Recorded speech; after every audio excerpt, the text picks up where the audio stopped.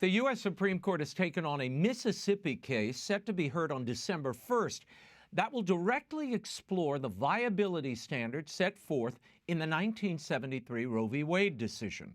That standard currently permits abortion up until the unborn child can survive outside the womb. How might this case impact Roe v. Wade? Here with analysis of the case and its possible ramifications is Vice President and Senior Counsel for the Bioethics Defense Fund, Dorinda Bordlee. Dorinda, thanks for being here. This Dobbs versus Jackson Women's Health Organization case explores the constitutionality of a Mississippi law prohibiting abortion after 15 weeks. Now, the justices pledged to answer on the question stated in their order granting the review, which is, quote, whether all pre-viability prohibitions on elective abortion are unconstitutional. What does that question really mean to personhood, Dorinda? So thank you for having me, Raymond. What the Supreme Court is actually looking at is whether it should reverse Roe versus Wade. That's what this case is about, to put it plain and simple. What many people don't understand is, what does that mean if Roe is reversed and Planned Parenthood versus Casey, which are the two fictional cases that the court came up with these intricate rules. We're talking viability. They acted like a super legislature. You cannot kill the babies after they're viable. Well, when are they viable? That changes depending on medical conditions with progress and so forth. And so this court, which it took quite a long time to put together through the political process and presidential appointments, this court is looking at the question of whether the states should be deciding the policy about how to protect human life, how to protect women, women's health, women from an abortion industry that exploits them, or whether 5 justices should usurp that political process and stop states like Mississippi from passing a reasonable law that says after 15 weeks, this child is now in the 2nd trimester, late term abortion. It simply says after 15 weeks, it would be criminal on the doctor's part to exploit the woman and kill her baby. None of the women would be subject to prosecution. This is only about an industry that exploits women and their children. So that's what this is about. It's about reversing Roe. Dorinda, how could the Supreme Court's answer about whether pre-viability prohibitions of abortion are unconstitutional, how would that affect other states seeking restrictive laws on abortion or that want to limit abortions? So there's a couple of different ways this case could go. It could say, well, we're upholding the Mississippi ban on abortions after 15 weeks because it meets the test of Casey, which means it doesn't put an undue burden on women choosing to terminate their pregnancies, and therefore they just narrowly answer and uphold that one law. However, what the Mississippi Attorney General is arguing is that this case tees up the question at the heart of the issue, which is, should Roe be reversed and we don't have the court imposing these intricate made-up rules and send it back to the states? And so what could very well happen, and it could be a 6-3 decision, it could be a 5-4 decision, but we technically have the votes for the Supreme Court to say, look, this is a procedural issue. Should this question of abortion be in our court?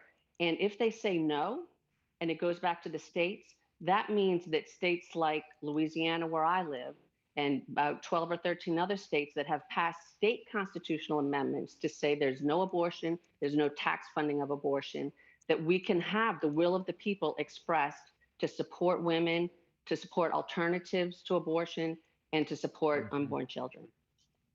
Dorinda, will science and what we've learned since 1973, will that at all shape the outcome here? Because it really is a question of viability, and now we have a body of scientific evidence, ultrasounds that demonstrate that clearly.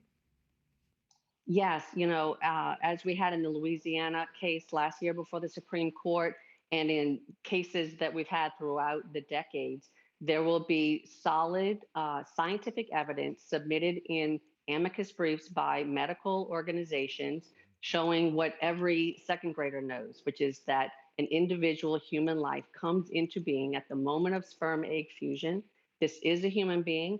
And the rhetoric of Roe, where the court said, at this stage in our development, we don't know whether this is a human life because there's disagreement amongst religions and philosophers. Well, this is not a religious question. It's a simple matter of biology. This is a human being.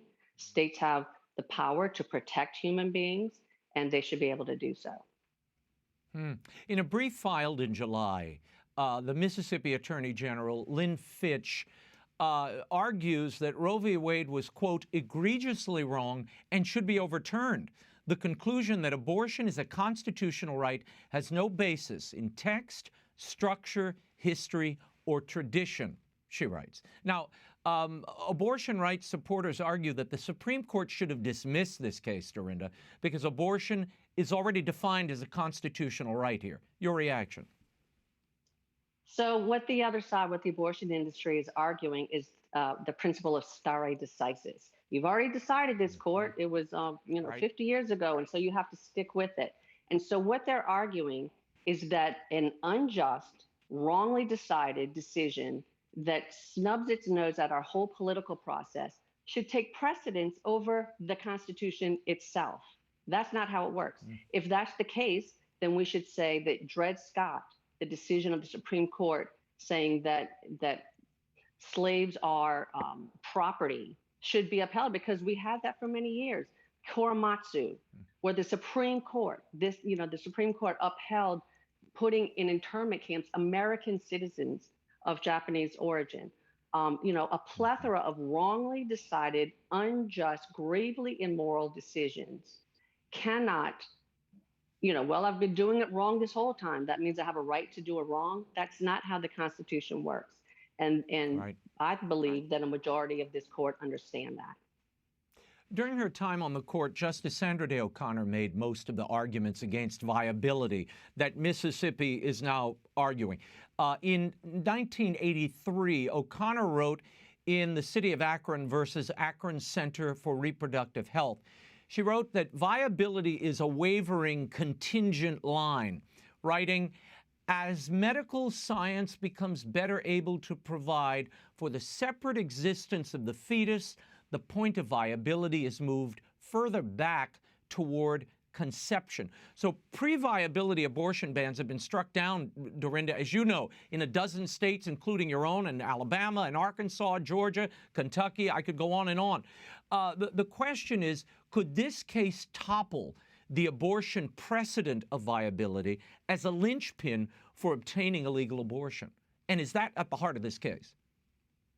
Absolutely. As a matter of fact, that's the express question that the Supreme Court set forth to Mississippi, and that, probably 50 or 100 amicus briefs, including Bioethics Defense Fund, filed. And so what that means is that in 1973, when Roe came out, a baby was considered viable.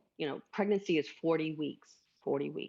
And at about 24, 25, 26 weeks at that time, a baby, if it came prematurely, could survive outside the womb on its own. Well, with medical technology, that has pushed back. And now we're somewhere probably around 15 or 16 weeks. That's where the 15-week ban came from, okay? This is pushing back. But the thing is, it's going to continue to push back. And regardless of the point of where that child can live outside the womb on its own, we're dealing with a human being. It's like when I had an open heart surgery, and for a while I was on life support. Did that make me not a human being? No, it made me a human being in need of care, and that's our job as a democracy, is to provide for women who are in vulnerable circumstances, for children. And that's what states are able to do with pregnancy care centers and a whole host of people who are there for women, instead of saying you have to have an abortion and then just destroy your own mind, body, and soul. This is something that we can work with. And no matter what these 5 people say, Raymond, no matter how this case comes out, what this is a challenge to us, especially as Catholics, is to serve one another, to see someone in an unplanned pregnancy as an opportunity for us to be there for them, to pray, to serve, to work. That's how we build a culture of life. We don't have to have 5 justices to do that. We do that. Yeah. Dorinda, I have about a minute, but very quickly, Democrats in the U.S. House of Representatives have advanced a bill, they did it on Tuesday, that would protect the right to abortion. House Speaker Nancy Pelosi has said Roe v. Wade needs to be codified into federal law. In July, the House passed a spending bill without the Hyde Amendment in it so that the government is spending money on abortions. Will this Women's Protection Act, which is what it's called, become law? And what do you expect from this administration in the days to come?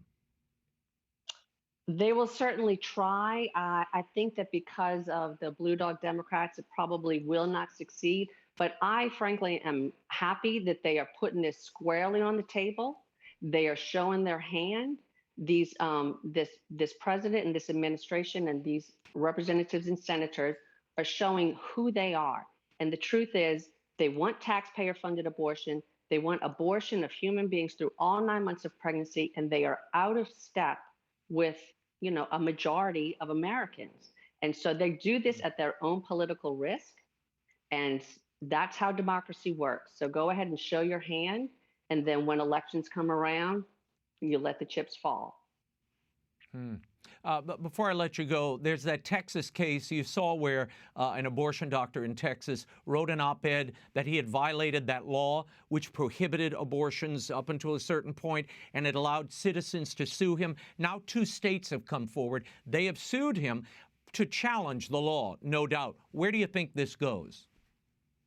So, of course, this is the abortion industry who has billions at stake trying to set up a test case. And that's what Roe versus Wade was. They exploited Norma McCorvey, and they set up a case where they can use our tax dollars and at the risk of harming and killing human beings. And so this is just another case, but that question will be moot depending on how this case comes out. And so just to let your viewers know, briefs have been filed. Bioethics Defense Fund has filed a brief in support of Mississippi. I believe that the abortion industry has just about recently filed their cases, and on December 1st, the United States Supreme Court will hear oral arguments. That means that the case will be fully heard, fully briefed, and they will take it under advisement. Usually this court puts out its decisions on controversial things at the end of its session, which is the end of June.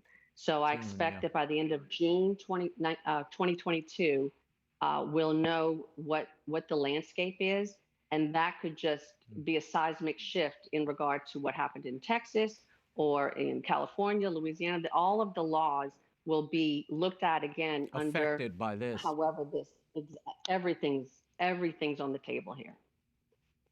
Dorinda Bordlee, thank you for your analysis, and we'll check in with you as this case proceeds and others. Dorinda's work can be found at the Bioethics Defense Fund at bdfund.org.